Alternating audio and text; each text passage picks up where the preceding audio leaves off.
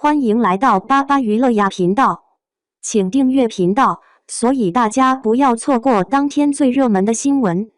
我们今天的时事通讯包括以下内容：古偶男主内娱普男最好的医美。内娱最近评选出了一个古偶太后军团，成员大多是85花。在年龄大了别演偶像剧的逻辑下，赵丽颖的与凤航被嘲中老年古偶，杨幂的狐妖小红娘也被说老人味十足。但在网友拿85花的年龄开刀，锐评他们走出半生归来还是古偶的时候，其实还有一群古偶太爷偷偷隐身。在古偶太后们在嘲讽中急急忙忙转型时，他们依旧矢志不渝地坚守着古偶男主阵地。古偶太爷大多和85花是一个年龄段，也就是85生。这帮人默默地把持着古偶男主资源，争当拉高偶像剧主角平均年龄的罪魁祸首。古偶大爷的代表人物主要是任嘉伦、程毅、罗云熙、刘宇宁几位。近几年来，以上几位85生不仅古偶拍的不少，而且全都不是什么小制作。拍了这么多古偶，85生演出花了没？坚持驰骋在古偶界的他们，莫非是古偶男主天生圣体，有什么过人之处？盘点完他们的各路古偶作品，我发现其实也就那样。本来古偶剧的男主通常只要人设带感，颜值足够，就很能讨观众欢心。但即便要求够低了，他们演过的角色却不仅不出彩，有的还挺值得吐槽的。首先是人设不贴，比如罗云熙34岁时在《长月烬明》里演的澹台烬一角，原著第一章女主见到他的时候，他是孱弱漂亮的少年。搜索词条里对男主的形容也是悬衣少年高瘦匀称的。罗云熙演的澹台烬倒是很贴合瘦和孱弱的形容，但至于少年高粱薄这些设定，似乎就这样随风而去了。比如任嘉伦在《玉娇记》中的设定是先纯洁后黑化的鲛人，这种美人鱼的设定需要男演员露上半身，按理说是营销自己努力健身增肌的好机会，但剧里出现的没有什么真胸肌腹肌，只有塑胶感满满的肌肉衣。又比如成毅22年的沉香如屑，男主的设定本该是天庭战神，但他的身材还是更适合演个翩翩公子，战神就算了吧。其次是演技不行，比如刘宇宁在《一念关山》里的角色，虽然人设出彩，智力武力在线，但他除了发挥出了190的客观身高优势外，表现只能说是平平无奇。不仅哭戏奇怪，还在很多本该是高光时刻的地方表情淡淡的，比如被吹成30秒6种情感切换的任嘉伦，死了老婆的这段哭戏也就是纯纯的挤眉弄眼撅嘴。比如罗云熙在《长月烬明》里迈向黑化和心碎悲伤的时候，居然都摆出同一副正气凛然的表情。又比如程毅在《沉香如屑》里面对受尽重伤奄奄一息的女主，居然在本该是高虐时刻的地方露出了似笑非笑的不明表情，或许是想表达悲极反笑吧。再次是原音拉胯，全靠配音。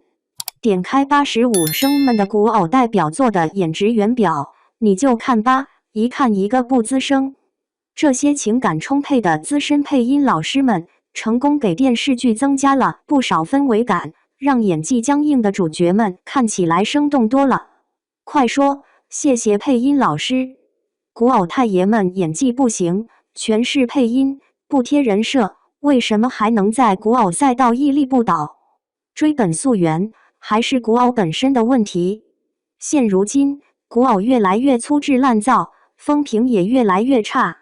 情感表达是靠配音演员的，武打场景是靠后期的，仙境幻境是加5毛特效的，剧情总是前世今生，你死我活，拯救苍生，披着神魔大战，宫廷权谋的壳子搞狗血虐恋。比如长月烬明，顶着宏大的神魔世界观，什么情丝之类的新奇名词一大堆，看起来是要搞创新，但最后还是只拍出了男女主你爱我，我不爱你，我爱你但也恨你的情节。人设总是先尊妖皇、将军、王爷，设定再复杂，拍出来也全都是一个模子刻出来的美强惨高逼格深情男主。人设高光中必有女主面前战损桥段。综上所述，说业界已经形成了一条成熟的古偶产业链，也不为过。而这对演员来说，就意味着只要踏进古偶剧组大门，就能在拿高价片酬的同时，在服化道和后期的加持下圈粉无数，真的不要太爽。也难怪这些85生们打算一条道走到黑，人到壮年依旧坚挺的在古偶赛道和毛头小子们同台竞技。当然，古偶也不只有上文提到的演技门槛低这一个对85生们而言的优点，它回报率也极高。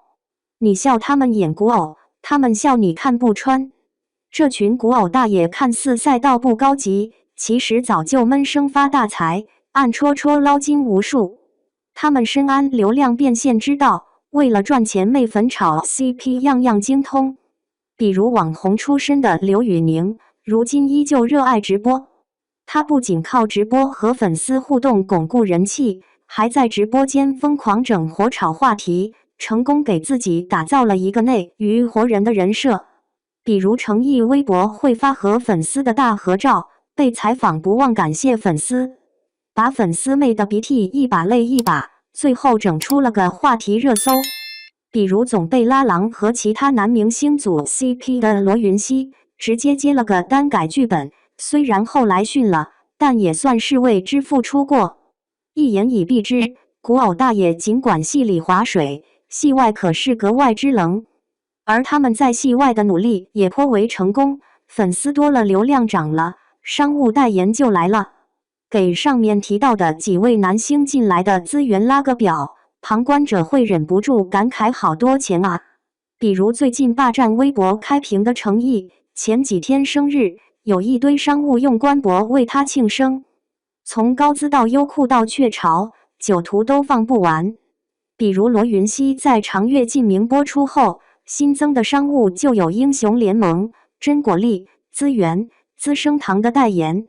除了商务代言，他马上还要开个人演唱会。虽然他确实是唱歌组合出道，但这种演唱会的性质跟割韭菜也差不多了。而任嘉伦的商务代言更是重量级，高奢、轻奢、国民头部品牌，他都手到擒来，统统拿下。据粉丝统计，他的一年代言续签率是100%，带货能力可想而知。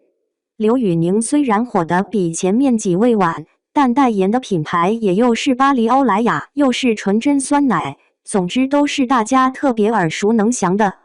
对于这群85生而言，虽然没怎么正向出圈，虽然往往只有粉丝内部吹捧溺爱，但赚进口袋里的钱确实是实打实的。说到底，古偶太爷们不转型，就是因为在古偶剧赛道拍戏不用张嘴，演技不用磨练，随便糊弄糊弄就能收获大批粉丝，无论如何都有的赚。既然赚钱可以如此轻松，那还何必苦苦寻求转型之道？在古偶太后队伍中，赵丽颖好歹手握幸福到万家、风吹半夏等正剧。杨幂虽然演技老被嘲，努力努了个寂寞，但至少还能嘴上说说转型。和他们相比，同龄的古偶太爷则是装都不装，大大方方潇洒躺平。的确，娱乐圈这么大，并不是每个人都必须当个好好演戏的正经演员。贪财是人之常情，想圈钱不丢人。流量红利这么好赚，想一直赚下去无可厚非。每天炒炒 CP， 卖卖人设，当个演辈就能拿下饭圈，日进斗金。这日子惬意的，他们干脆别叫古偶太爷，改叫古偶大老爷的了。这种不用什么真本事的神仙工作，换作是我也躺了。说实话，还真挺令人羡慕呢。